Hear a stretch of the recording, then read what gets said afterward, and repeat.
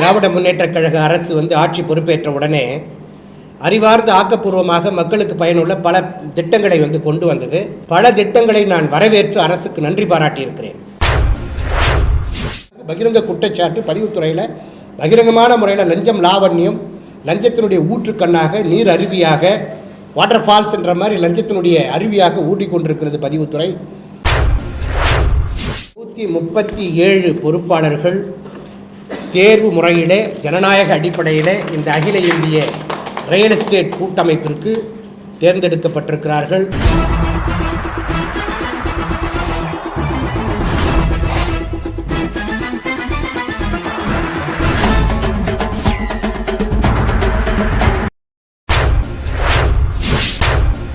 பதிவுத்துறையில் லஞ்சம் லாவண்யம் அருவியாக ஊறிக்கொண்டிருக்கிறது. அகில இந்திய ரியல் எஸ்டேட் கூட்டமைப்பு பகிரங்க குற்றச்சாட்டு. சென்னை சேப்பாக்கத்தில் உள்ள பத்திரிகையாளர் மன்றத்தில் அகில இந்திய ரியல் எஸ்டேட் கூட்டமைப்பு சார்பில் செய்தியாளர் சந்திப்பு அந்த கூட்டமைப்பின் நிறுவனர் மற்றும் தேசிய தலைவர் ஹென்றி அவர்கள் தலைமையில் நடைபெற்ற இந்த செய்தியாளர் சந்திப்பில் பொதுச் செயலாளர் Madras city properties MD Jayachandran, செயலாளர் கோவை செந்தில்குமார், நிர்வாக செயலாளர் அரியலூர் கிருஷ்ணா ரியல் எஸ்டேட் கிருஷ்ணகுமார், ஒருங்கிணைப்பாளர் உதயகுமார், துணை பொருளாளர் சக்திவேல், தலைமை நிலைய செயலாளர் கார்த்திக் மற்றும் பல நிர்வாகிகள் உடனிருந்தனர்.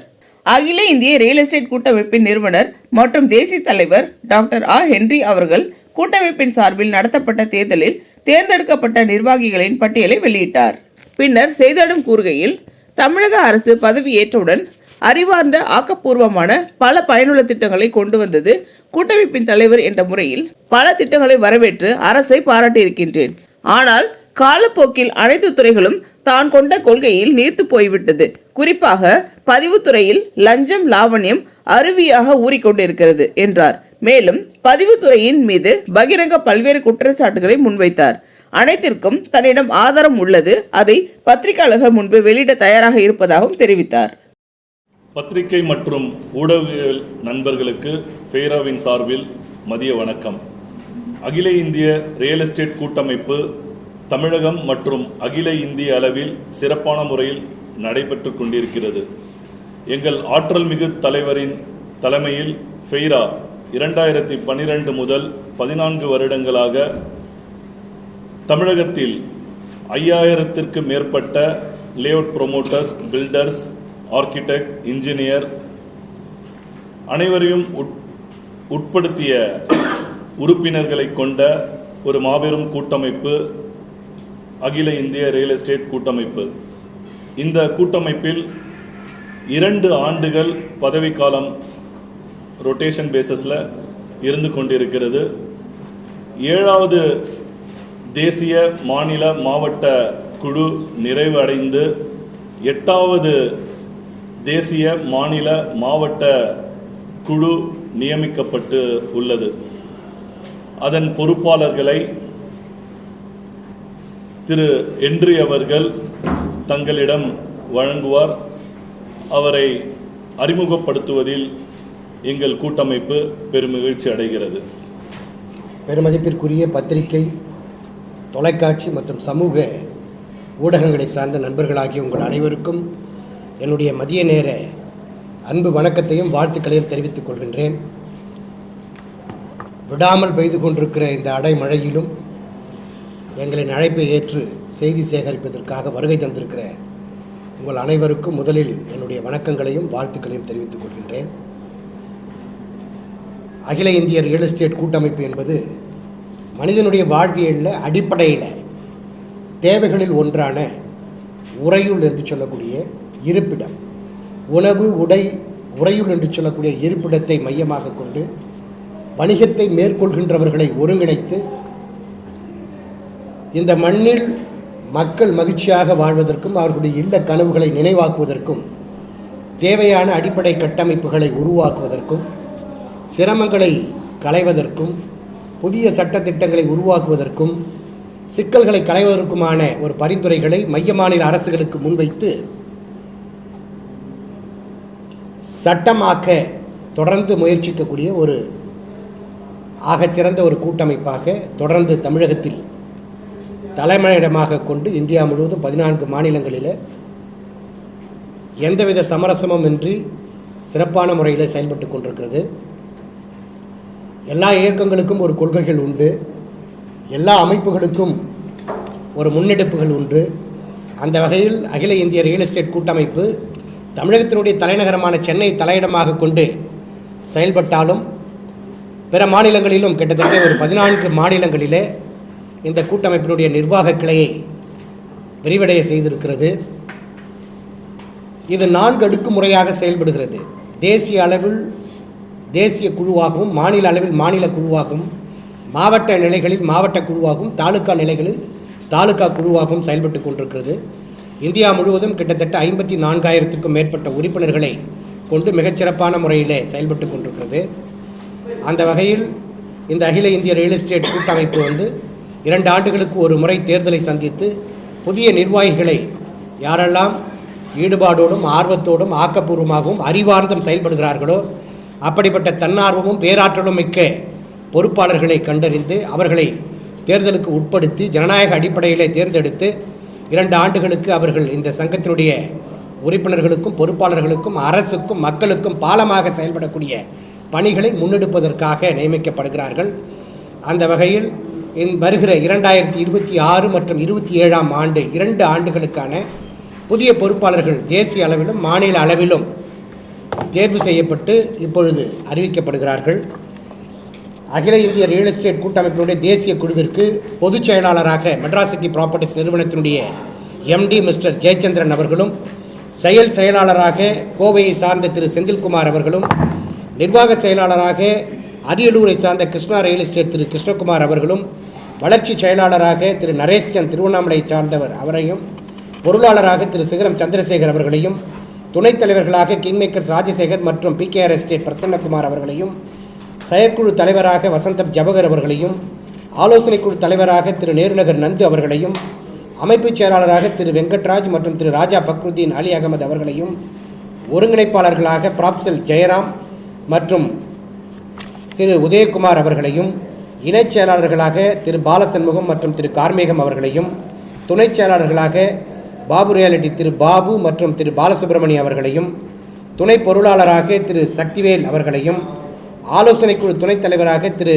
விஸ்வாக் செல்வம் அவர்களையும், செயற்குழு துணைத் தலைவராக திரு VLC லூர்துராஜ் பிரேம் அவர்களையும், ஆலோசனை குழு உறுப்பினர்களாக VIP ஹவுசிங் திரு தனபால், CM ப்ராப்பர்ட்டி திரு தமிழரசன், VIP திரு கிஷோர், திரு ஜெய்சங்கர், திரு நிவாஸ், திரு மோகன், திரு கற்பையா ராஜா, திரு அசோக் ராஜா, திரு அலில் பாய்ஸ் மற்றும் திரு லோகேஷ் ஆகியோர்களையும், செயற்குழு உறுப்பினர்களாக திரு முனைவர் உஷேன், திரு முனீஸ்வரன், வழக்கறிஞர் திரு மோகன், சுரேந்தர் ராஜ், சத்யவேடு திரு சீனிவாசன், ஹைதராபாத் திரு மகேஷ் பாபு, மும்பை திரு ரஞ்சித்குமார், பாலக்காடு திரு வில்சன் தாமஸ், தலைமை நிலைச் செயலராக திரு கார்த்திக் ஆகிய 39 பேர் தேசிய குழுவிற்கும், அதேபோன்று மாநில அளவில் மனை அபிவிருத்தியாளர்களாக முன்னெடுக்கக்கூடிய லேஅவுட் ப்ரொமோட்டர்ஸ் பேனல் குழுவிற்கு மாநில தலைவராக திரு கும்பகோணம் பாலாஜி அவர்களையும், பொதுச் செயலாளராக திரு அச்சரப்பாக்கம் சிவக்குமார் அவர்களையும், செயலாளராக திரு கிளமெண்ட் ரொசாரியா அவர்களையும், நிர்வாகச் செயலாளராக திரு மாறன் அவர்களையும், வளர்ச்சிச் செயலாளராக திரு கணேசன் அவர்களையும், பொருளாளராக திரு ருனானா மெட்ராஸ் சிட்டி ப்ராப்பர்ட்டிஸ் அவர்களையும், செயற்குழு தலைவராக திரு கலைவாணன் அவர்களையும், ஆலோசனை குழு தலைவராக திரு தட்சிணாமூர்த்தி அவர்களையும், துணைத் தலைவர்களாக திரு தியாகராஜன் மற்றும் திரு செல்லப்பெருமாள் ஆகியோர்களையும், ஒருங்கிணைப்பாளராக திரு கோபிநாத் மற்றும் திரு முத்துராமன் அவர்களையும், அமைப்புச் செயலாளராக திருமதி கனிமொழி ராஜேஷ் கண்ணா மற்றும் திரு குரு கண்ணன் ஆகியோர்களையும், இணைச் செயலாளராக திருமதி தரணிக்கரசி மற்றும் திரு இசக்கி முத்து ஆகியோர்களையும், துணைச் செயலாளராக திரு ஷானவாஷ் மற்றும் திரு கணபதி ஆகியோர்களையும், ஆலோசனை குழு துணைத் தலைவராக திரு உமா மகேஷ், செயற்குழு துணைத் தலைவராக திரு பாஸ்கரன், துணை பொருளாளராக திரு சங்கர், ஆலோசனை குழு உறுப்பினர்களாக திரு ராகவன், திரு விஸ்வநாதன், திரு மெடிக்கல் நாராயணன், திரு கிருஷ்ணமூர்த்தி ஆகியோர்களையும், செயற்குழு உறுப்பினர்களாக திரு பாலகிருஷ்ணன், திரு சுந்தரபாண்டிய ராஜா, திரு திம்மராஜா, திரு சுரேஷ், திரு யுவராஜ், திரு கண்ணன், திரு தூயமணி, திருமதி பிரியா ஹென்றி, திரு மஞ்சுநாதன், திரு இம்தியாஸ் மற்றும் திரு சிவக்குமார் ஆகிய 34 பேர்களையும், மாநில பில்டர்ஸ் குழுவிற்கு மாநில தலைவராக திரு கண்ணன் நந்தகுமார், பொதுச் செயலாளராக திரு கமலஹாசன், செயலாளராக திரு சாமிநாதன், நிர்வாகச் செயலாளராக திரு கார்த்திக், வளர்ச்சிச் செயலாளராக திரு விஜயபாரதி, பொருளாளராக கோவை திரு கணேஷ்குமார், செயற்குழு தலைவராக திரு கோவை ராமநாதன், ஆலோசனை குழு தலைவராக திரு சத்யம் சுதாகர், துணைத் தலைவர்களாக திரு SKM சுரேஷ்குமார் மற்றும் திருவண்ணாமலை நாகராஜ், ஒருங்கிணைப்பாளராக திரு பாஸ்கரன் மற்றும் திரு ஜெகதீஷ் தண்டபாணி, அமைப்புச் செயலாளராக திரு முரளிதரன் மற்றும் திரு வேப்பூர் தாசன், துணைச் செயலாளர்களாக திரு வாமனன் மற்றும் திரு திலோக்சந்த் பன்சாலி, துணைச் செயலாளர்களாக திரு லலித்குமார் மற்றும் திரு பெருமாள், துணை பொருளாளராக திரு ஃபைசல் அகமது அலி, ஆலோசனை குழு துணைத் தலைவராக திரு பிரிமியர் ஸ்ரீராம், செயற்குழு துணைத் தலைவராக திரு தீன் முகமது, ஆலோசனை குழு உறுப்பினர்களாக திரு ஜெயபிரகாஷ், திரு தில்லைவாணன், திரு SKR விஜி, திரு கார்த்திக் மற்றும் திரு யுவராஜ் ஆகியோர்களும், செயற்குழு உறுப்பினர்களாக திரு கோபாலகிருஷ்ணன், திரு ஜெயராஜ், திரு மாணிக்கம், திரு வேல்முருகன், திரு அக்ஷய பிரகாஷ், திரு ராமசாமி, திரு தினகரன் மற்றும் திரு சரவணன் ஆகிய 32 நபர்களும், ஆர்கிடெக்ட் மற்றும் இன்ஜினியர் குழுவிற்கு மாநில தலைவராக திரு பாலசுப்ரமணியம் அவர்களும், பொதுச் செயலாளராக திரு கும்பகோணம் சம்பத் அவர்களும், செயல் செயலாளராக திரு ரமேஷ்குமார் அவர்களும், நிர்வாக செயலாளராக திரு ஹரிகிருஷ்ணன் அவர்களும், வளர்ச்சி செயலாளராக திரு ராம்காந்த் அவர்களும், பொருளாளராக திரு சுரேஷ்குமார் அவர்களும், துணைத் தலைவர்களாக திரு ஜெய் சசிகுமார் மற்றும் திரு யோகநாதன் அவர்களும், ஒருங்கிணைப்பாளர்களாக திரு சஃபியுல்லா மற்றும் வேலூர் வெங்கடேசன் அவர்களும், அமைப்புச் செயலாளர்களாக திரு பாலாஜி மற்றும் திரு பாலவசந்த் அவர்களும், இணைச் செயலாளர்களாக திரு முரளி மற்றும் திரு சுதர்சன் அவர்களும், துணைச் செயலாளராக விழுப்புரம் திரு வெங்கடேசன் அவர்களும், செயற்குழு உறுப்பினர்களாக திரு பால் அண்ணா, திரு சவுந்தரராஜன், செல்வி SS தேஜஸ்வினி ஆகிய 18 பேர்களும், அதேபோன்று புதுச்சேரி யூனியன் பிரதேசத்திற்கு மாநில குழுவிற்கு தலைவராக திரு அன்பரசு அவர்களும், செயலாளராக அமர் என்கிற திரு மணிசேகர் அவர்களும், செயலாளராக திரு கோபாலகிருஷ்ணன் அவர்களும், நிர்வாக செயலாளராக திரு சுரேஷ்குமார் அவர்களும், வளர்ச்சி செயலாளராக திரு சக்திவேல் அவர்களும், பொருளாளராக திரு முத்து என்கிற முத்தாலப்பன் அவர்களும், ஆலோசனை குழு தலைவராக திரு முத்துக்குமரன் அவர்களும், துணைத் தலைவராக திரு ஆனந்தன் அவர்களும், அமைப்புச் செயலாளராக திரு கந்தன் அவர்களும், துணைச் செயலாளராக திரு கனகராஜ் ஆகியோர்களும், ஆக மொத்தம் 137 பொறுப்பாளர்கள் தேர்வு முறையிலே ஜனநாயக அடிப்படையிலே இந்த அகில இந்திய ரியல் எஸ்டேட் கூட்டமைப்பிற்கு தேர்ந்தெடுக்கப்பட்டிருக்கிறார்கள். இந்த பொறுப்பாளர்கள் அத்துணை பேரும் எதிர்வரக்கூடிய 2026 மற்றும் 2027 ஆகிய 2 ஆண்டுகளில் அரசுக்கும் மக்களுக்கும் பாலமாக இருந்து பதிவுத்துறை, வருவாய்த்துறை, ஊரக உள்ளாட்சி கிராம ஊராட்சிகள் துறை, நகரக உள்ளாட்சி மாநகராட்சி, நகராட்சி, பேரூராட்சி போன்ற நிர்வாகத்துறை, அதேபோன்று தமிழ்நாடு ரியல் எஸ்டேட் ஒழுங்குமுறை ஆணையம், அதேபோன்று வீட்டு வசதி மற்றும் நகர்ப்புற வளர்ச்சித்துறையின் கீழ் இயங்குகின்ற சென்னை பெருநகர வளர்ச்சி குழுமம் மற்றும் directorate of town and country planning என்று சொல்லக்கூடிய DTCP துறைகளில் நிலவுகின்ற பிரச்சனைகளை களைவதற்கு ஆக்கப்பூர்வமாக அறிவார்ந்து எந்தவித சமரசமுமின்றி யாருக்காகவும் எதற்காகவும் எந்த நிலையிலும் எந்த சூழ்நிலையிலும் எவருக்கும் அடிபணியாமல் தலை நிமிர்ந்து வலிமையாக ஜனநாயக அடிப்படையில் வீரியத்தோடு மிக தைரியத்தோடு சட்ட திட்டங்களை வகுப்பதற்கும் மாற்றி அமைப்பதற்கும் எளிமைப்படுத்துவதற்குமான பரிந்துரைகளை முன்னெடுப்பார்கள். அந்த சட்ட திட்டங்களை ஒருவேளை அரசு நிறைவேற்றவில்லை எனில் அது குறித்து நீதிமன்றங்களினுடைய கதவுகளை தட்டி நீதிமன்றங்களிலிருந்து உத்தரவு வரும் வரைக்கும் தொடர்ந்து அவர்கள் பொறுப்பை உணர்ந்து கடமையை உணர்ந்து கண்ணியம் காத்து செயல்படுவார்கள் என்ற நம்பிக்கை எனக்கு இருக்கிறது. இந்த கூட்டமைப்பினுடைய நிறுவனர் என்கிற அடிப்படையில் புதிதாக தேர்ந்தெடுத்திருக்கிற அத்துணை பொறுப்பாளர்களுக்கும் என்னுடைய உள்ளபூர்வமான வாழ்த்துக்களை தெரிவித்துக் கொள்கின்றேன்.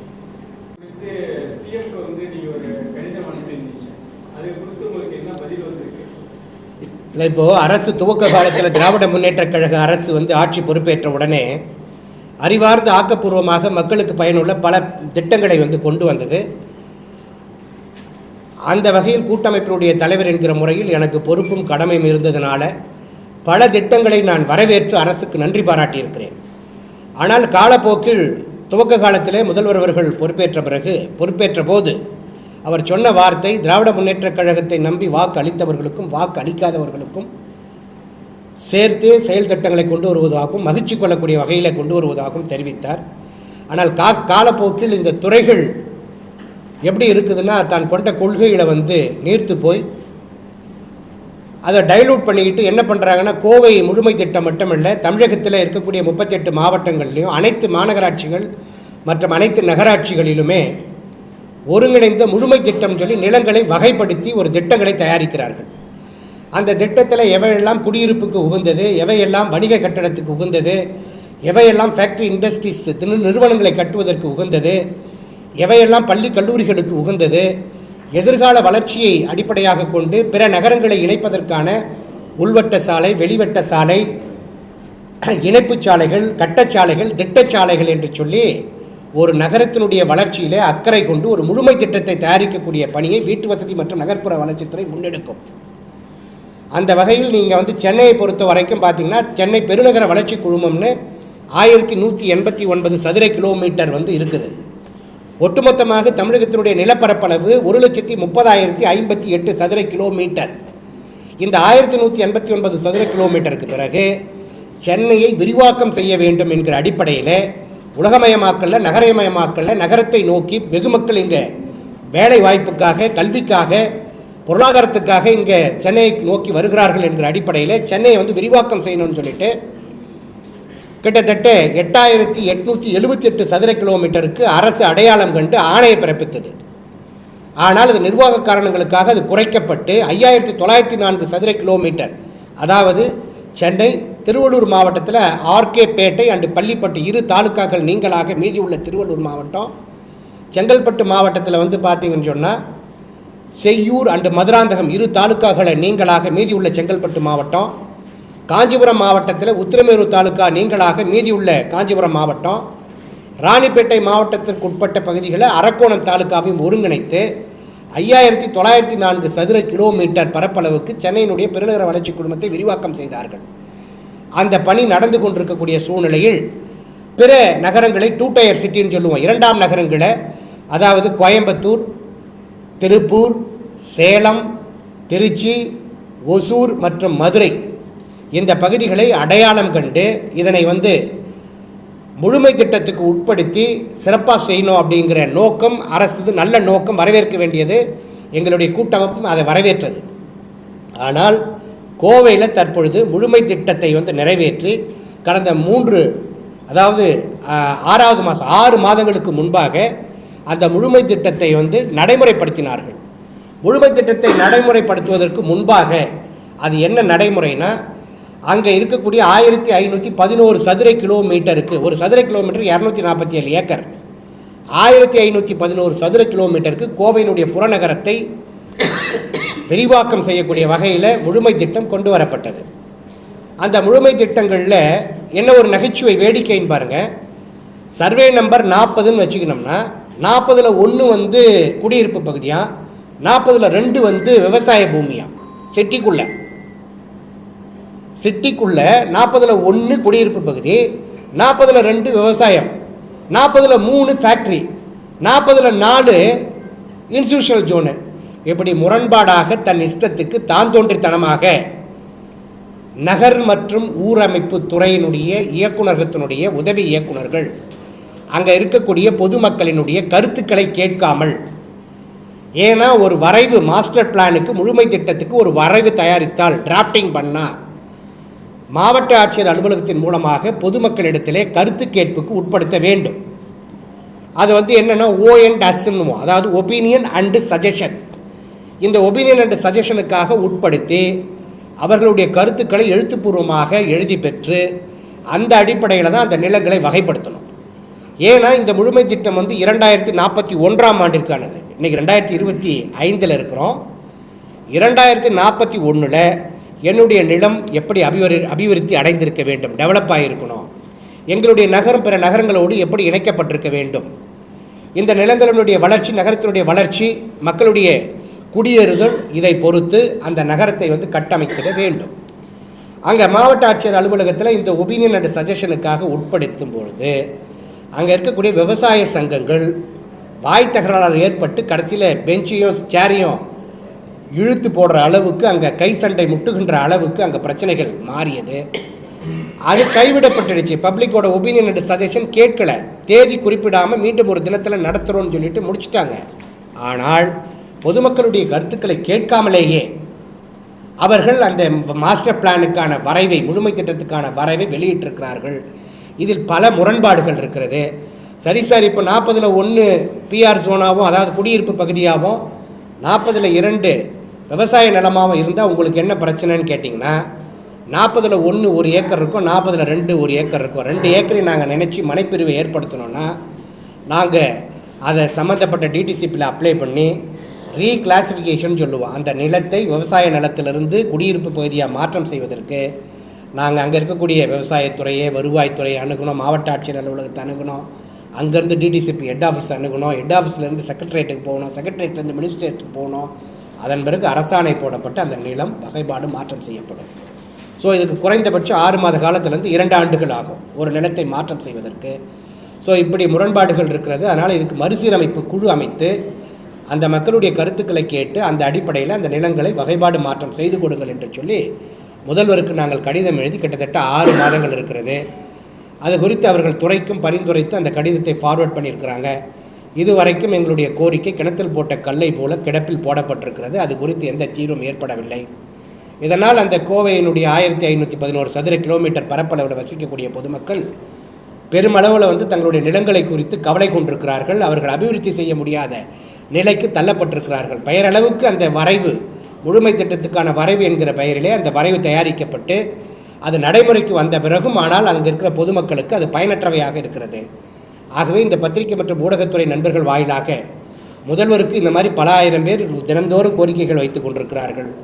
இருந்தாலும் இது சென்சிட்டிவ் இஷ்யூ, மக்களுக்கான ஒரு பிரச்சனை. அதை முதல்வர் கவனத்தில் எடுத்துக்கணும், அரசு கவனத்தில் எடுத்துக்கணும், வீட்டு வசதித்துறை கவனத்தில் எடுத்துக்கணும், நகர்ப்புற இயக்குநரகம் இதை நகர் ஊரமைப்புத்துறை டிடிசிபி இதை கவனத்தில் எடுத்துக்கிட்டு இந்த பிரச்சனைகளுக்கு தீர்வு காணக்கூடிய வகையில் ஒரு மறுசீரமைப்பு குழு அமைத்து பொதுமக்களிடமிருந்து கருத்து கேட்க பெற்று அவர்கள் அந்த நிலங்களை என்னவாக இருக்க வேண்டும் என்று நினைக்கிறார்களோ அந்த அடிப்படையில் மீண்டும் ஒரு துணை திட்டம், முழுமை திட்டத்தினுடைய வரைவு வெளியிட்டால் இந்த பிரச்சனைகளுக்கு சுமூகமாக தீர்வு காணும். இல்லையெனில் எதிர்வரக்கூடிய 16 ஆண்டுகளுக்கு இந்த பொதுமக்கள் பெருமளவில் பாதிக்கப்படுவார்கள். இதுபோன்றுதான் தமிழகத்தில் இருக்கக்கூடிய அனைத்து மாநகராட்சிகளிலும் இந்த வரைவு திட்டங்களினுடைய பிரச்சனைகள் இருக்கிறது. பொதுமக்கள், எங்களை போன்ற தொழில் முனைவோர்களுக்கான கூட்டமைப்புகள், சங்கங்கள், உள்ளாட்சி பிரதிநிதிகளை ஒருங்கிணைத்து கருத்து கேட்டு அதன் அடிப்படையில் தான் வரைவு தயாரிக்கணும். தான் தோன்றித்தனமாக, தன்னிச்சையாக, தன்னிஷ்டத்துக்கு அவர்கள் நினைக்கின்ற அந்த புல எண்களுக்கு நினைக்கின்ற வகைப்பாடை போட்டு வெளியிடக்கூடாது அப்படிங்கிறது வெகு மக்களினுடைய கருத்து. எங்கள் கூட்டமைப்பினுடைய பொறுப்பாளர்கள், உறுப்பினர்கள், தொழில் முனைவோர்கள், கட்டுமானம் மற்றும் ரியல் எஸ்டேட் துறையை முன்னெடுக்கின்ற பெரும்பான்மையானவர்களுடைய கோரிக்கையும் கருத்தும் அதுவாகத்தான் இருக்கிறது. நிச்சயமாக வீட்டு வசதித்துறை, டிடிசிபி துறை, சிஎம்டிஏ துறைகள் இதனை கவனத்தில் கொண்டு பொதுமக்களிடமும் தொழில் முனைவோர்களிடமும் கருத்து கேட்க பெற்று பிறகுதான் இந்த முழுமை திட்டத்தை வெளியிட வேண்டும் என்று எங்களுடைய வேண்டுகோளையும் கோரிக்கையும் முன்வைக்கின்றோம். இல்லை, தடை எதுவுமே இல்லை சார். இங்கே என்ன பிரச்சனைகள்னால், நீங்கள் அவங்க டிடிசிபி ஒரு வரைவை தயாரித்து வெளியிடுறாங்க. அதில் இருக்கக்கூடிய குறைகளை நாங்கள் சுட்டி காட்டுறோம். அதை கவனத்தில் எடுத்துக்கிட்டு நடைமுறைப்படுத்துவதற்கான முயற்சிகளை அவங்க முன்னெடுக்கணும்னு சொல்கிறோம். அவ்வளோதான். எந்த தடையாக இருந்தாலும் உடைக்கிறதுக்கு தான் நம்ம இருக்கிறோம். பல தடைகளை உடைச்சிட்டு வந்திருக்கோம்.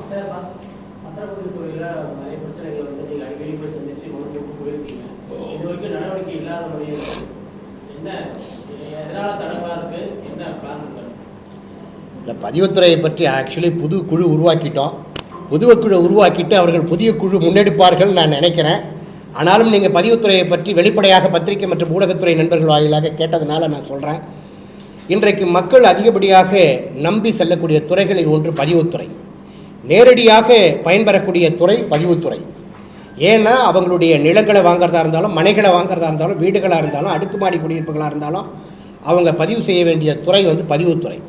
கிட்டத்தட்ட 1 கோடி ரூபாய்க்கு அவங்க நிலங்களை வாங்குகிறார்கள் என்று சொன்னால் 9 லட்சம் ரூபாய் அரசுக்கு முத்திரை தீர்வையாகவும் பதிவு கட்டணமாகவும் செலுத்துகிறார்கள். பதிவு எல்லாம் சேர்த்து கிட்டத்தட்ட ஒரு 10% நம்ம 50 லட்சத்துக்கு மேலே உள்ளதுக்கு tax deduction source of income, வருமானத்தின் மீதான வரி பிடித்தம்னு சொல்லி 1% செலுத்துகிறோம். ஆக மொத்தம் 10% அரசுக்கு நம்ம முத்திரை தீர்வை மற்றும் பதிவு கட்டணம் வரியாக செலுத்த வேண்டிய அந்த துறை மிக கவனமாக செயல்பட வேண்டும். அங்கே என்ன பண்ணுறாங்க, தினந்தோறும் ஒரு வழிகாட்டி மதிப்பை சொல்கிறாங்க. அரசு அந்த நிலங்களுக்கு இதுதான் வழிகாட்டி மதிப்புன்னு டிஎன் ரெஜினெட்டுன்னு அதிகாரப்பூர்வமான பதிவுத்துறையினுடைய இணையதளத்தில் வேல்யூ ஃபிக்ஸ் பண்ணிட்டாங்க. ஆனால் அந்த வேல்யூவுக்கு பதிவு செய்வது இல்லை. வாய்க்கு வந்தபடி 1 கோடி ரூபா மதிப்பு இருக்குன்னா நீங்கள் 1.5 கோடிக்கு பதிவு பண்ணுங்கன்னு சார் பதிவாளர் சொல்கிறாரு. இல்லை சார் பதிவு பண்ண முடியாதுன்னா அவர் பதிவு பண்ண மறுக்கிறார். அவர் என்னமோ மன்னர்கள் போலும் மனைகளை வாங்குகின்றவர்கள் எல்லாம் பிச்சைக்காரர்கள் போலும் அவர் நடத்துகிறார். கேட்டால் மேலெடுத்த உத்தரவுங்கிறார். யார் மேலிடம்னா அமைச்சர் மூர்த்திங்கிறார். இது குறித்து முதல்வருக்கு நான் கடிதம் எழுதியிருந்தேன். கடிதத்தை அவங்க என்ன பண்ணுறாங்க, முதல்வருடைய அலுவலகத்திலிருந்து யார் கடிதம் எழுதினாலும் சம்மந்தப்பட்ட துறைக்கு ஃபார்வேர்ட் பண்ணுவாங்க. அந்த வகையில் தான் எங்களுடைய கடிதமும் ஃபார்வேர்ட் பண்ணுறாங்க தமிழ்நாடு பதிவுத்துறையினுடைய தலைவர் அலுவலகத்துக்கு. தலைவர் அலுவலகத்திலிருந்து ஒரு பதில் வருது. நாங்கள் அந்த கட்டணத்தை உயர்த்தலைனே அவங்க மறுக்கலை. ஆனால் பதிவுத்துறையினுடைய அமைச்சர் மூர்த்தி என்ன சொல்கிறாரு, எல்லாருடைய பத்திரிகையாளர் சந்திப்புலையும் அப்படிலாம் நாங்கள் எதுவும் உயர்த்தலை, எதிர்கட்சிகள் வேணும்னே பழி போடுறாங்க அப்படின்னு சொல்கிறார். அதையும் குறிப்பிட்டு கடிதம் எழுதுகிறோம். இந்த மாதிரி சொல்கிறீங்க அமைச்சர், ஆனால் தமிழ்நாடு முழுவதும் அங்கே இருக்கக்கூடிய சப் ரிஜிஸ்ட்ராரெல்லாம் வேணும்னே பதிவுக்கு செல்லக்கூடிய பொதுமக்கள்கிட்ட 50% உயர்த்தி பண்ணுங்கள், 30% உயர்த்தி பண்ணுங்கள், அரசுக்கு வருவாய் வேணும்னு சொல்லி எங்களை மிரட்டுறாங்க, சாஃப்ட் கார்னர் பண்ணுறாங்க. நீங்கள் இதெல்லாம் கவனத்தில் எடுத்துக்கிட்டு நீங்கள் ஒரு இணையதளம் வச்சுட்டீங்க, பதிவுத்துறைக்கு ஒரு பொருள் நியமிச்சிட்டிங்க. அந்த விலைக்கு தான் நாங்கள் பதிவு பண்ணணும். அதுக்கு மேலே நீங்கள் வாய்மொழியில் பதிவு செய்ய சொல்கிறது ஏற்புடையதாக இல்லை. இது நீங்கள் வேணும்னே அழுத்தம் கொடுக்குறீங்க, பொதுமக்களுக்கு அச்சுறுத்துறீங்க, அவங்களுக்கு மேலும் நீங்கள் சுமத்துறீங்க. இப்படி நீங்கள் செய்கிறதுனால அவங்களுக்கு ஸ்டாம்ப் டியூட்டியில் ப்ரைஸ் கூடுது, ரிஜிஸ்ட்ரேஷனில் ப்ரைஸ் கூடுது, கேபிட்டல் கெயின் டேக்ஸ் கட்ட வேண்டியது இருக்குது. 20,000 ரூபாய்க்கு மேலே நாங்கள் ஆன்லைன் டிரான்சாக்ஷன் தான் பண்ணி ஆகணும். 20,000 வரைக்கும் தான் கேஷ் கொடுக்கணும். 1 கோடி ரூபா பொருளுக்கு நீங்கள் 1.5 கோடி ரூபா ரிஜிஸ்டர் பண்ண சொன்னீங்கன்னா மீதி 50 லட்சம் நான் யாருக்கு அனுப்புறது, எப்படி அனுப்புறது? நான் வாங்காத பொருளுக்கு நான் விலை கொடுக்க முடியுமா? 1 கோடி ரூபாய்க்கு தான் நான் ஒரு பொருளே வாங்குகிறேன், ஆனால் நீங்கள் 1.5 கோடிக்கு ரிஜிஸ்டர் பண்ண சொல்கிறீங்க. இதனால் பொதுமக்கள் பெருமளவில் பாதிக்கப்படுறாங்க அப்படின்னு நாங்கள் கோரிக்கை வச்சோம். அதுக்கு அவங்க மறுக்கவே இல்லை. அவங்க என்ன சொல்கிறாங்க, ஆமாங்க நாங்கள் சொல்கிற மதிப்புக்கு உங்களால் பண்ணுறதுக்கு விருப்பம் இல்லைன்னா நீங்கள் குறைவு முத்திரை தீர்வை சட்டப்பிரிவு 47ன்னு ஒன்று இருக்குது, அந்த 47 கீழே பதிவு பண்ணுங்கன்னு சொல்கிறாங்க. 47 கீழே மாநிலம் முழுவதும் எந்த ரிஜிஸ்டர் ஆஃபீஸ்லையுமே குறைவு முத்திரை தீர்வை பிரிவில் பண்ணுறதே இல்லை. அப்படியே பண்ணணுன்னா சம்மந்தப்பட்ட மந்திரி மூர்த்தியை பார்த்து ஏக்கருக்கு இவ்வளவுன்னு பணத்தை கொடுத்துட்டு வந்தால் தான் பண்ண வேண்டிய நிலைமை இருக்குது. அந்த விலைக்கும் அது பண்ண முடியாத நிலைமைக்கு இருக்குது. மீண்டும் ஒரு வருவாய் மாவட்ட அளவில் வருவாய் அலுவலர்களோ அல்லது ஸ்பெஷல் டெப்டி கலெக்டர் பிற மாவட்டங்களிலோ நேரில் பார்த்து அவங்க குறிப்பிடுற தொகைக்கு தான் அந்த ஆவணங்கள் விடுவிக்கப்படுது. இதனால் பெருமளவில் பொதுமக்கள் பாதிக்கப்படுறாங்க. பதிவுத்துறையினுடைய போக்கு மிகப்பெரிய அளவில் படுபாதக செயலாக இருக்கிறது. பொதுமக்களை அச்சுறுத்தக்கூடிய வகையில் இருக்கிறது. நிலங்களையும் மனைகளையும் வீடுகளையும் வாங்குகின்ற பொதுமக்கள் ஏண்டா வாங்குகிறோம் அப்படின்ற நிலைமைக்கு தள்ளக்கூடிய சூழ்நிலைக்கு இருக்கிறது. இன்றைய தினம் கூட பார்த்தீங்கன்னு சொன்னால் திண்டுக்கல் பதிவு மாவட்டத்தில் ஏற்கனவே ஒரு மனை 2010 ஏற்படுத்தப்பட்டிருக்கிறது. அதுக்கு அரசு வழிகாட்டி மதிப்பு 60 ரூபாய் என நிர்ணயித்திருக்கிறது. அதை பதிவுக்கு ஒருத்தர் தாக்கல் செய்கிறாரு. அவன் என்ன சொல்கிறான், ஏக்கருக்கு 2 லட்சம் ரூபா மந்திரி மூர்த்திக்கு போய் கொடுத்துட்டு வாங்கன்றான். அதை கொடுக்க மறுக்கிறாரு. எதனால் இல்லை சார் ஏற்கனவே இதெல்லாம் ஃபிக்சுவேஷன் பண்ணியாச்சுங்கிறாரு. இல்லைங்க நீங்கள் போய் பார்த்துட்டு வந்தால் தான் உங்களுக்கு 60 ரூபா பதிவு பண்ணுவோம், இல்லைனா என் இஷ்டத்துக்கு விலை போடுவோன்றாரு. ஏற்கனவே நிர்ணயித்த விலையை திரும்பி எப்படிங்க நிர்ணயிப்பீங்கன்னு நம்ம கேட்குறோம். இது குறித்து புகார் தெரிவிக்கிறோம், முதல்வருக்கு கடிதம் அனுப்புகிறோம், பதிவுத்துறை தலைவருக்கு கடிதம் அனுப்புகிறோம். 2 மாதங்கள் கடந்து இன்றைக்கி என்ன பண்ணுறாரு, 60 ரூபா உள்ள மதிப்பை மீண்டும் ஒரு வழிகாட்டி மதிப்பு அதிகார துஷ்பிரயோகம் தாண்டோட்டித்தனமாக அதுக்கு 250 ரூபா போட்டு இன்றைக்கி ஆர்டர் போடுறாரு. 60 ரூபா தான் இணையதளத்தில் மதிப்பு இருக்குது. மந்திரி பணம் கொடுத்தா 60 ரூபாய்க்கு பதிவு பண்ணலாம். மந்திரி பணம் கொடுக்கலன்னா 4 மடங்கு ஆகிடுச்சு. அது இப்போ 4.2 மடங்காகி இப்போ 250 ரூபாய்க்கு பதிவு பண்ணுங்கன்னு மிரட்டுறாங்க. இதனால் stamp duty, registration fees, capital gain tax எல்லாமே உயருது. அப்போ நிம்மதியாக இந்த ரியல் எஸ்டேட் பணியை முன்னெடுக்கிறவர்கள், மனை அபிவிருத்தியாளர்கள் நிம்மதியாகவே தொழில் பண்ண முடியாத ஒரு நிலைமைக்கு தள்ளப்படுகிறார்கள். அது மட்டுமல்ல, பதிவுத்துறையினுடைய படுபாதக செயல் மிகப்பெரிய ஒரு பட்டியலே இருக்குது. புதிதாக வீட்டுமனை பிரிவு ஏற்படுத்த முடியல, அண்ணன் தம்பி 1/2 ஏக்கர் வச்சுருந்தா 1/4 ஏக்கர் பிரித்து பதிவு பண்ண முடியல. 1/4 ஏக்கர் நீங்கள் பதிவு பண்ணணும்னா நிலத்தை நிலமாக பதிவு பண்ண முடியாது, சதுரடியில் மனையாக தான் பதிவு பண்ண முடியும். இப்படி பல பிரச்சனைகளை, பல துன்பங்களை, பல இன்னல்களை இந்த பதிவுத்துறை தொடர்ந்து பொதுமக்களுக்கு உருவாக்கி கொண்டிருக்கிறது. இது கேட்பாரற்ற ஒரு துறையாக மாறிக்கொண்டிருக்கிறது. இதெல்லாம் முதல்வருக்கு தெரியுமா தெரியாதானே தெரியல. இந்த பணம் எல்லாம் முதல்வருடைய பெயர் சொல்லி வாங்குறாங்க. இதுதான் மிகப்பெரிய ஒரு கேலிக்கூத்து, கேவலம். முதல்வருக்கு அவப்பெயரை ஏற்படுத்துகிறார்கள். பணம் கொடுக்க மறுக்கிறவர்களை பல வகையிலும் அச்சுறுத்துகிறார்கள். இதெல்லாம் அரசு கவனத்தில் எடுத்துக்கிட்டோம். பத்திரிகை மற்றும் ஊடகத்துறை நண்பர்கள் முதல்வருடைய கவனத்துக்கு நீங்கள் ஏதாவது ஒரு சூழ்நிலையில், ஏதாவது ஒரு வழியில் கொண்டு போயிட்டு இந்த மக்களுக்கான ஒரு பிரச்சனைகள்லேருந்து நிம்மதியை கொடுப்பீங்க, விடுதலையை கொடுப்பீங்கன்ற நம்பிக்கையில் தான் இந்த செய்திகளை சொல்கிறோம். அரசை குறை சொல்லணுன்றதுலாம் என்னுடைய நோக்கம் இல்லை. இப்படியெல்லாம் முதல்வருக்கு தெரியாமலேயே துறைகளில் அமைச்சர் பெருமக்கள், அதிகாரிகள் செஞ்சுக்கிட்டு இருக்கிறாங்க. கலைமகள் சபான்னு சொல்லி ஒரு நிலம் இருந்தது. அது பல கோடி ரூபாய் மதிப்புள்ள நிலம். அந்த நிலம் சம்பந்தமாக பல பேர் முதலீட்டாளர்கள், நீங்கள்லாம் கூட இருப்பீங்க, கலைமகள் சபாவில் முதலீடு பண்ணியிருப்பீங்க. அந்த கலைமகள் சபா டிசால்வ் ஆனதுக்கு பிறகு அந்த நிலங்களை கையகப்படுத்தி அதை விற்கக்கூடிய பொறுப்பு பதிவுத்துறை தலைவருக்கு கொடுக்கப்பட்டிருந்தது.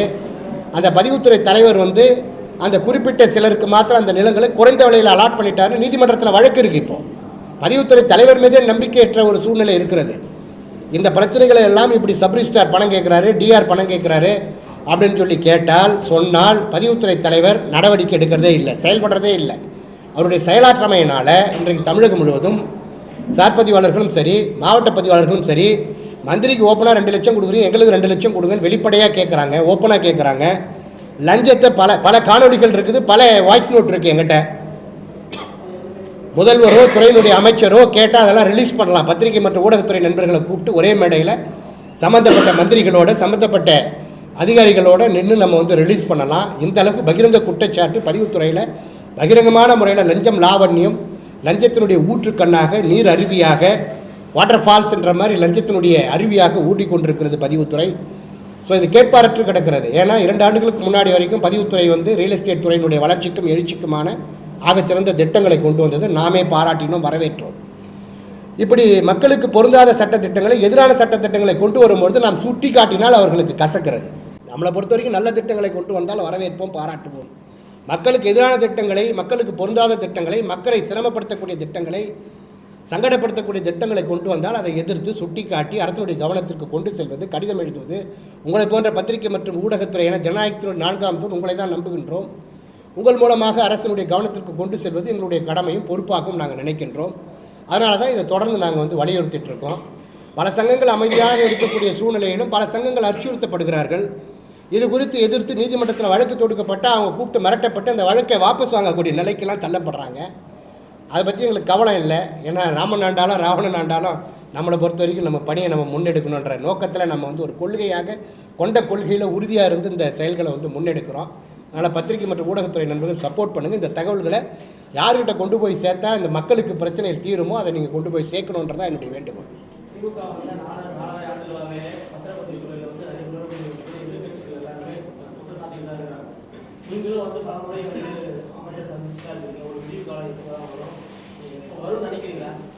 இல்லை, அதுக்கெல்லாம் நீங்கள் தான் தீர்ப்பை ஏற்படுத்தணும்னு நினைக்கிறேன். என்னை பொறுத்த வரைக்கும் பதிவுத்துறையில் என்ன பிரச்சனைகள் இருக்குதுன்னு வெளிப்படையாக நான் உங்கள் ஊடகத்தின் வாயிலாக கொண்டு வந்துட்டேன். இதை கொண்டு போய் நீங்கள் சேருங்க, நிச்சயமாக தீர்வு ஏற்படும் நம்புவோம். நம்பித்தான் அவனை வேறு வழி இல்லைல்ல. ஜனநாயக நாட்டில் இருக்கிறோம், அவங்க தான் அதை தீர்க்கணும்னு நம்புகிறோம். இல்லை, தேர்தல் நம்ம கணக்கு இல்லைங்க. மக்களை பொறுத்த வரைக்கும் அவங்களுக்குன்னு ஒரு மனநிலை இருக்குது. வாக்குகளை என்றைக்கு சரியாக செலுத்துகிறாங்களோ அன்றைக்கி தான் சரியான ஆட்சி வரும். வாக்குகளை விற்கக்கூடிய இந்த நாட்டில் இருந்துக்கிட்டு அந்த மக்கள் வாக்குகளை விற்காமல் இருக்கக்கூடிய நிலைமைகளை புரிஞ்சுக்கிட்டு உங்களுடைய வாக்கு வெளியேறப்பட்டது. அது ஒரு ஜனநாயக உரிமை. உங்களுக்கான உரிமைகளை நீங்கள் கரெக்டாக செலுத்துங்க. கரெக்டான ஒரு நபர்களை தேர்ந்தெடுத்து கரெக்டான ஆட்சியை கொண்டு வாங்க அப்படிங்கிறது தான் என்னுடைய நோக்கம். ஏன்னா எந்த ஆட்சிகள் வந்தாலும் இந்த பிரச்சனைகள் இருக்கிறது. என்ன இங்கே கொஞ்சம் அதிகமாக இருக்குது. முன்னாடி ஆட்சிகளில் இல்லாத சட்டத்திட்டங்கள்லாம் இங்கே இருக்குது. முன்னாடி ஆட்சிகளில் நீங்கள் பார்த்தீங்கன்னு சொன்னால் நகராட்சி நிர்வாகத்தில் இறுதி ஒப்புதல் பெறுவதற்கு ஏக்கருக்கு நீங்கள் 5 லட்சம் மாநகராட்சிகளுக்கு கொடுங்க, நகராட்சிகளுக்கு 3 லட்சம் கொடுங்க அப்படின்னு இந்த ஆட்சி வாங்குது. ஊராட்சிகளில் ஊராட்சி மன்ற தலைவர்கள்லாம் எதுக்கு பொறுப்பு வந்தாங்கன்னு தெரில. ஏக்கருக்கு 5 லட்சம் கொடுங்க, 10 லட்சம் கொடுங்கன்னு சொல்லிட்டு மிகப்பெரிய அளவில் அச்சுறுத்துறாங்க எங்களை. அதாவது பொதுவாக கிராமங்களில் சொல்லுவாங்க, நம்ம அப்பாவுக்கு 2 பிள்ளைகள் இருந்தால் என் கூட பிறந்தவன் எனக்கு பங்காளின்னு சொல்லி. ஆனால் இவங்கெல்லாம் எங்கள் அப்பாவுக்கு பிறக்காமே பங்காளிகளாக வந்துடுறாங்க. இது மிகப்பெரிய வலிவேதனை. நாங்கள் பிஸ்னஸ் பண்ணுறோம், நாங்கள் முதலீடு போடுறோம், வலிவேதனை அனுபவிக்கிறோம். முட்டையிடுற கோழிக்கு தான் குண்டி வலி தெரியும்னுவாங்க. அந்த வலிகளை நாங்கள் அனுபவிக்கிறோம். ஆனால் பங்குக்கு மாத்திரம் இந்த அரசியல் பிரமுகர்கள் எங்களோட கொடுத்தா தான் பண்ண முடியும்னு சொல்லி ரொம்ப அழுத்தம் திருத்தமாக வலுக்கட்டாயமாக எங்களை மிரட்டல் போக்கில் சாஃப்ட் கார்னர்னுவாங்க, மெல்லிய மிரட்டல் போக்கில் பல வகையில் அச்சுறுத்துறாங்க. நாங்கள் போட்டிருக்கிற சாலை சரியில்லைன்னு சொல்லி நோண்டி பார்த்துட்டு திரும்ப போடுன்றாங்க. லஞ்சம் கொடுக்கலன்னா காவா கட்டலைன்றாங்க. இறுதி ஒப்புதல் கொடுக்கறதுக்கு 6 மாதம் 1 வருஷம் ஆகுது. இன்றைக்கி கூட பாருங்கள், செங்கம்னு ஒரு நகராட்சி இருக்குது திருவண்ணாமலை மாவட்டத்தில். ஜனவரி 26 நகராட்சியாக தரம் உயர்த்தினாங்க. 4 கோப்புகள் இது வரைக்கும் நிலுவையில் இருக்குது. என்னன்னு கேட்டால் பேரூராட்சிக்கு தான் பணம் வசூலிக்கிறதுக்கு அக்கௌண்ட் இருக்கான், நகராட்சிக்கு இல்லையா. Directorate of municipal administration DMA என்ன பண்ணுறான்னு தெரியல. பல தடவை நாங்கள் ரெப்ரசன்ட் பண்ணிட்டோம். அக்கௌண்ட் ஓப்பன் பண்ணிவிட்டு அவங்க பணத்தை ரிசீவ் பண்ணால் தான் எங்கள் லேஅவுட் 4 லேஅவுட்டும் இறுதி ஒப்புதல் பெற்று விற்க முடியும் எங்கள் மெம்பர்ஸுக்கு. ஜனவரி மாதம் அறிவித்தது ஓராண்டு நிறைவு பெறப்போகுது. இது வரைக்கும் முனிசிபாலிட்டிக்கு அக்கௌண்ட் ஓப்பன் பண்ணி பணம் வாங்கலை. வேலூர் மாநகராட்சி 45 கோப்புகள் இருக்குது.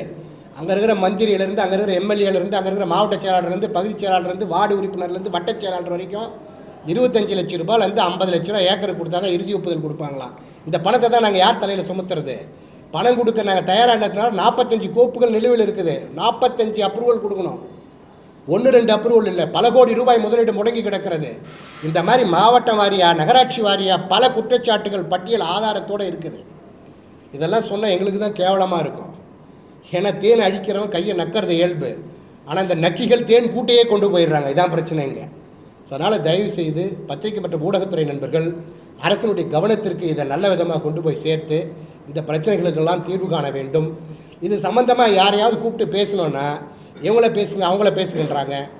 சம்மந்தப்பட்டவங்களை சந்திக்கிறதுக்கு அனுமதி கேட்டால் வருட கணக்கில் இன்ன வரைக்கும் அனுமதியே கிடைக்கல. யார்கிட்ட தான் இதை சொல்கிறது? இந்த பிரச்சனைகளை அதிகாரிகள்கிட்ட சொல்லிட்டோம், சம்மந்தப்பட்ட அமைச்சர்கள்கிட்ட சொல்லிட்டோம். அமைச்சர்கள் தான் இந்த குற்றத்தை செயல்படுறாங்க. ஊராட்சி பகுதிகளில் நிறைய இடத்துல ஊரக உள்ளாட்சி நிர்வாகம் கலைஞ்சிடுச்சு. ஆனால் அந்த ஊராட்சித்துறை அமைச்சருக்கு பணம் கொடுக்கணும், நகராட்சித்துறை அமைச்சருக்கு பணம் கொடுக்கணும், பதிவுத்துறை அமைச்சருக்கு பணம் கொடுக்கணும். இன்னும் ஒரே ஒரு துறை தான் லஞ்சம் வாங்காமல் இருக்குது, ரியல் எஸ்டேட் ஒழுங்குமுறை ஆணையம்.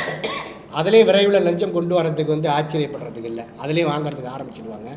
ஸோ அதனால் இப்போ நான் சொல்கிறக்கூடிய இந்த பட்டியல்லாம், இந்த லஞ்சம் லாவண்யம்லாம் நிலங்களையும் மனைகளையும் வீடுகளையும் அடுக்குமாடி குடியிருப்புகளையும் வாங்குகின்ற பொதுமக்கள் தலையில், எண்ட் யூசர் தலையில் தான் இந்த லஞ்சத்தெல்லாம் சேர்த்து விற்க வேண்டிய நிலைமை இருக்குது. ஆனால் இந்த லஞ்சத்தையும் வாங்கிக்கிட்டு ஒரு நிலத்தை 1 ஏக்கரை போட்டு நாங்கள் 60% தான் எடுப்போம். 1000 ரூபா விற்கிறோம்னா 1500 கைட்லைன் வேல்யூ போட்டால் நாங்கள் எப்படி அதை விற்க முடியும்? விற்கவே முடியல. கலைமகள் சபாவினுடைய சொத்துக்கெல்லாம் கபலீகரம் செய்யப்பட்டிருக்கிறது. இந்த மாதிரி பல சொத்துக்கள் கபலீகரம் செய்யப்படுகிறது. எங்களே கபலீகரம் செய்யணும்னு நினைக்கிறாங்க. இதுதான் நிலைமை. ஸோ இப்போ புதிதாக தேர்ந்தெடுக்கப்பட்டிருக்கக்கூடிய இந்த குழு அதற்கெல்லாம் இடம் கொடுக்காமல் உங்களுடைய ஒத்துழைப்போடு, உங்களுடைய ஆதரவோடு பத்திரிகை மற்றும் ஊடகத்துறை நண்பர்கள் நீங்கள் சப்போர்ட் பண்ணோம். உங்கள் சப்போர்ட்டோட இல்லை, நேர்மையான அதிகாரிகள் இருந்தாலும் அவர்கள் மௌனம் காக்கிறார்கள். இப்போ இருக்கக்கூடிய தினேஷ் பொன்ராஜ் ஆலிவர்னு பதிவுத்துறையினுடைய தலைவர் இருக்கிறார். அவர் தஞ்சாவூர் மாவட்ட ஆட்சியராக இருக்கும்போது மக்கள் பாராட்டக்கூடிய வகையில் மக்களினுடைய ஆட்சியராக இருந்தார். ஆனால் பதிவுத்துறைக்கு அவர் வாய் மூடிட்டு மௌனம் காக்கிறார். எங்களால் கை கட்டிக்கிட்டு வாய் மூடிக்கிட்டு மௌனம் காக்க முடியாது. அவர்கிட்ட எந்த குற்றத்தை நீங்கள் கொண்டு போனாலும், எந்த கம்ப்ளைண்ட்டை கொண்டு போனாலும், மாவட்ட பதிப்பாளர் வெளிப்படையாக ஏக்கருக்கு இவ்வளோ கேட்குறான்னு கொண்டு போனாலும் அவர் பதில் சொல்ல மாட்டார். ஏன்னா மாவட்ட பதிவாளர்கள் பல வகையில், இப்போ பாருங்கள், மாவட்ட பதிவாளர் ஏக்கருக்கு 2 லட்சம் பணம் கொடுன்னு கேட்டார். பணம் கொடுக்கலன்ன உடனே ஏற்கனவே 60 ரூபா மதிப்பு போட்டதை 250 ரூபா திருப்பி போடுறாரு. இப்போ யாருக்கு நட்டம்? 2 லட்சம் கொடுத்துருந்தா ஒருவேளை எங்களுக்கு போதுமோ அப்படின்ற மாதிரி ஆயிருக்கும். இப்போ இந்த குற்றச்சாட்டை உங்கள் எல்லோரும் முன்னாடி நான் சொல்லிட்டேன். இப்போ நான் அதை வைக்க போகிறேன், அவர்கிட்ட கொண்டு போய் சேர்க்க போகிறேன். அவர் நடவடிக்கை எடுத்தாருன்னு சொன்னால் நல்ல மாவட்ட ஆட்சியர்னு சொல்லலாம், நல்ல அதிகாரின்னு சொல்லலாம், நேர்மையான அதிகாரின்னு சொல்லலாம். குற்றத்துக்கு நீங்கள் நடவடிக்கையே எடுக்காமல் மௌனம் காத்தீங்கன்னா குற்றத்துக்கு நீங்கள் துணை போகிறீங்கன்னு தான் அர்த்தம். அதுக்கு உங்களுக்கு இந்த பொறுப்பே தேவையில்லை, வேறு ஏதாவது வேலை பார்த்துட்டு போகலாம். அதே போல் கலைமகள் சபாவினுடைய சொத்துக்களை பல ஆயிரம் பொதுமக்கள் இன்வால்வ் ஆன சொத்து, அந்த சொத்துக்கெல்லாம் குறைந்த விலையில் ஒரு தரப்பினருக்கு நீங்கள் ஒதுக்கீடு பண்ணி கொடுத்துருக்கீங்க, விற்று கொடுத்துருக்கீங்க. ஏன்னா கோர்ட் உங்களை தான் ஸ்பெஷல் ஆஃபீஸராக அப்பாயின்ட் பண்ணிச்சு, பதிவுத்துறை தலைவரை. நீங்கள் இப்போ அதெல்லாம் குறைந்த விலையில் வித்துட்டீங்கன்னு சொல்லி குற்றச்சாட்டுக்கு உங்கள் மேலே இப்போ நீதிமன்றத்தில் வழக்கு தொடுத்துருக்குறாங்க. ஸோ நேர்மையான அதிகாரிகளாக இருந்தாலும் அவங்கக்கிட்ட தேன் அழிக்க சொன்னோடனே அவங்க நக்கிடுறாங்க சார், எல்லாம் நக்கி பசங்களாக மாறிடுறாங்க. இதான் நிலமை, வேறு வழி இல்லை. ஸோ அதனால் ஏன்னா இது பணம் புரளக்கூடிய ஒரு துறை. டாக்குமெண்ட் போடுறதுல பிரச்சனை இருக்குது. நாங்கள் ஒரு நாளும் ஒரு பதிவை மேற்கொண்டு வருவது ஒரு பிரசவ வலி வேதனைக்கு சமமாக இருக்குது. ஒரு இடத்தை நாங்கள் வாங்கி அதை அபிவிருத்தி செய்து அதை விற்பனை செய்கிறதுக்கு ஒரு பையரை ஒர்க் அவுட் பண்ணிவிட்டு அவங்களுக்கான பேங்க் லோன் ப்ராசஸ் பண்ணிவிட்டு டோக்கன் போட்டு ரிஜிஸ்ட்ரேஷன் நடக்குமா நடக்காதான்னு நாங்கள் தினம் அப்படியே கம்பியில் நிற்கிற மாதிரி இருக்குது.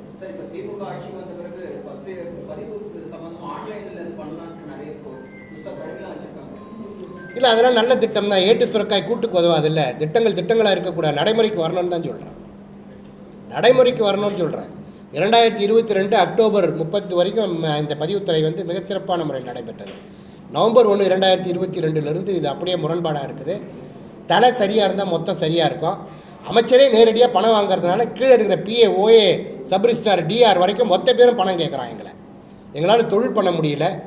இந்த நிலைமை போனால் பதிவுத்துறை என்ன சொல்கிறது, இது இப்போ மிகப்பெரிய ஒரு படுபாதக செயல். அதல பாதாளத்துக்கு இந்த துறையும் இந்த தொழிலும் போய் கொண்டிருக்கிறது. அதனால் முதல்வர் கவனத்தில் எடுத்துக்கிட்டு இதை தீர்வு காணணுன்றதை நம்ம குறை சொல்லலை, அவங்கள என்ன இருக்குதோ அதை வெளிப்படையாக சொல்கிறோம், அவ்வளோதான். இது ஒன்றும் கண்கட்டி வித்த கிடையாது, யாருக்கும் தெரியாத விஷயம் ஒன்றும் கிடையாது.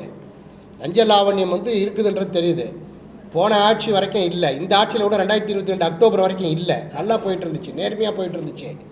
குற்றச்செயல்கள் ஈடுபடக்கூடிய பதிவு அலுவலர்களை நடவடிக்கை எடுத்தாங்க.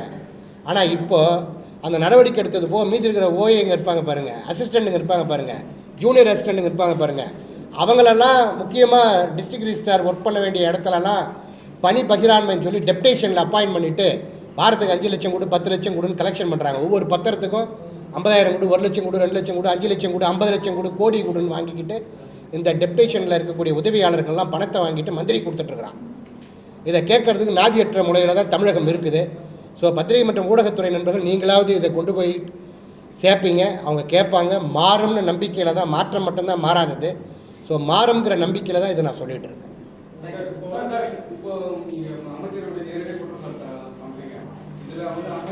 பதிவுத்துறை மந்திரி மூர்த்தி தெளிவாக சொல்லுங்கள், அமைச்சர்னா மொட்டை மொட்டையாக நிறைய அமைச்சர் இருக்கிறாங்க.